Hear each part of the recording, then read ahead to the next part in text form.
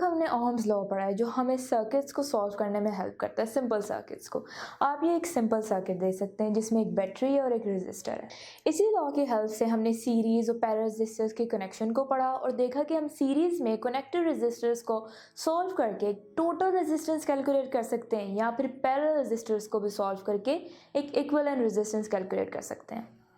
But ज़्यादा complex circuits को solve करने के लिए हमें किरचॉफ लॉ बहुत हेल्प करता है। इस सर्किट में हमारे पास रेजिस्टर है जो कि एक पॉइंट पर कनेक्टेड है। इस तरह की सिचुएशंस में हम किरचॉफ्स का फर्स्ट रूल यूज़ करते हैं। अब से पहले हमने ऐसे सर्किट्स देखे जिनमें सिर्फ एक बैटरी होती है, बट रियल वर्ल्ड में हमारे पास एक से ज़्यादा बैटरीज होती हैं। जैसे कि आप देख सकते हैं यहाँ पे दो बैटरीज हैं, E1 एंड E2। इनको सॉल्व करने के लिए हम किरचॉफ्स का सेकेंड रूल यूज़ करते हैं। इस सर्किट में एक से ज़्यादा सोर्स ऑफ करंट्स है, इसीलिए हम इसे सिंपली ये कहते हैं कि इसमें किसी भी एक पॉइंट पर सम ऑफ करंट ज़ीरो होता है। हम इसे मज़ीद आगे डिटेल में पढ़ेंगे और इसे हम किरचॉफ्स का फर्स्ट रूल कहते हैं। इस सर्किट में एक से ज़्यादा सोर्स ऑफ वोल्टेजेस हैं, इसलिए इस रूल में हम कहते हैं कि एक लूप में सम ऑफ वोल्टेजेस ज़ीरो होती हैं। इसका भी हम आगे डिटेल में देखेंगे और ये किरचॉफ्स का सेकेंड रूल है। अब इस डायग्राम में हम देखते हैं कि टोटल 4 रेजिस्टर हैं, पॉइंट ए पर कनेक्टेड हैं और हमारे पास टोटल 4 करंट्स हैं जिनको हम I1, I2, I3 and I4 कह देते हैं। हम एज्यूम कर लेते हैं कि I1 2 एम्पेयर है, I2 3 एम्पेयर है एंड ये दोनों करंट्स पॉइंट ए की तरफ जा रहे हैं। अब पॉइंट ए पर टोटल 5 एम्पेयर करंट होगा। यही करंट आगे रेजिस्टर 3 एंड 4 में से गुजरेगा एंड नेचुरली जिसकी रेजिस्टेंस ज़्यादा होगी वहाँ से करंट कम गुजरेगा एंड जिसकी रेजिस्टेंस कम होगी वहाँ से करंट ज़्यादा गुजरेगा। तो हम अज्यूम कर लेते हैं कि रेजिस्टर R4 में से 4 एम्पेयर करंट गुजरेगा एंड R3 में से 1 एम्पेयर करंट गुजरेगा। सो 2 + 3 यानी 5 ampere current is flowing towards point A and total 5 ampere current is flowing away from point A. हम लिख सकते हैं कि I1 + I2 = I3 + I4। अब कन्वेंशन ये है कि current flowing towards point is taken positive and current flowing away from point is taken negative। इस बात को हम सिंपली लिख सकते हैं कि sum of all currents at a point is equal to 0। इस स्टेटमेंट को हम कहते हैं किरचॉफ्स फर्स्ट रूल। अब हम सेकेंड रूल को देखते हैं। सेकेंड रूल ऐसे सर्किट्स पे अप्लाई होता है जहां एक से ज़्यादा वोल्टेज सोर्सेज हो। जैसे कि आप देख सकते हैं कि हमारे सर्किट में दो बैटरीज हैं, E1 एंड E2। हमने करंट का एक लूप कंसिडर करना है, जैसे कि आप देख सकते हैं हमने लिया है। अब इस सर्किट में वोल्टेज चेंजेस देखते हैं। अब हम स्टार्ट करते हैं E1 से। E1 से पहले वोल्टेज इक्वल है 0 के, बिकॉज करंट पास हो रहा है नेगेटिव टर्मिनल यानी लोअर पोटेंशियल से हाई पोटेंशियल की तरफ। ये वोल्टेज गेन होगा। हम लिखेंगे कि ये E1 है। अब फर्स्ट कर लेते हैं कि जो हमारी बैटरी है E1 वो है 12 वोल्ट की। फिर करंट जब गुजरेगा R1 से तो वोल्टेज ड्रॉप होगा। इससे 2 वोल्टेज ड्रॉप हो रहा है R1 से के अक्रॉस।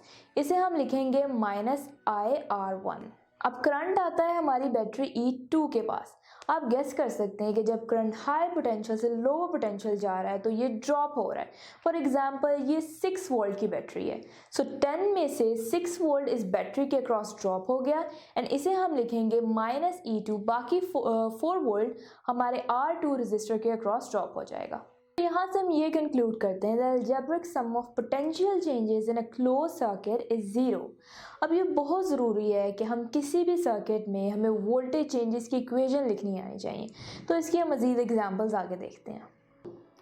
इस सर्किट में से करंट के 2 लूप बना सकते हैं हम। पहले हम ABCDA देखते हैं। इसमें से जो करंट गुजर रहा है उसे हम I1 कह सकते हैं। अब I1 करंट का रास्ता है। हम पॉइंट A से स्टार्ट करते हैं एंड ये क्लॉकवाइज डायरेक्शन में सबसे पहले बैटरी E1 से गुजरेगा। अब क्योंकि ये पॉजिटिव से नेगेटिव टर्मिनल की तरफ जा रहा है तो E1 हम नेगेटिव ले लेंगे। अब R1 के अक्रॉस -I1R1 होगा वोल्टेज ड्रॉप। अब R2 जो है वो इन दोनों लूप्स में कॉमन है, जिसकी वजह से इसे हम I1 एंड I2 दोनों गुजार रहे हैं।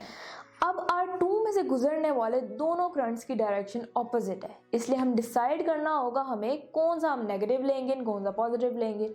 अब कन्वेंशन ये है कि जिस लूप की वोल्टेज इक्वेशन हम लिख रहे होते हैं उस लूप के करंट को पॉजिटिव लेंगे, इसलिए R2 के क्रॉस जो वोल्टेज ड्रॉप हो रहा है उसे हम लिखेंगे -R2 I1 I2।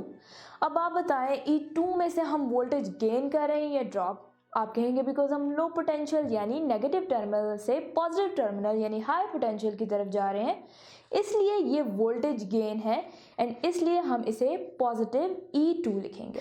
सिमिलरली हम लूप 2 की इक्वेशन भी इजीली लिख सकते हैं और वो ये बनेगी -E2 I2 I1 R2 I2 R3 plus E3 is equals to 0। अगर ये लेक्चर आप कंप्लीटली देखना चाहते हैं और इसके साथ साथ बेशुमार MCQs, उनके आंसर्स और एक्सप्लेनेशंस भी हासिल करना चाहते हैं एंड दैट ऑल फ्री, तो अभी गूगल प्ले स्टोर पे जाइए एंड लिखिए हिप्पो ई-लर्निंग प्रोग्राम। हमारी ऐप डाउनलोड कीजिए, ना सिर्फ इसे खुद यूज़ कीजिए बल्कि अपने दोस्त एंड क्लास फेलोज़ को भी रेकमेंड कीजिए।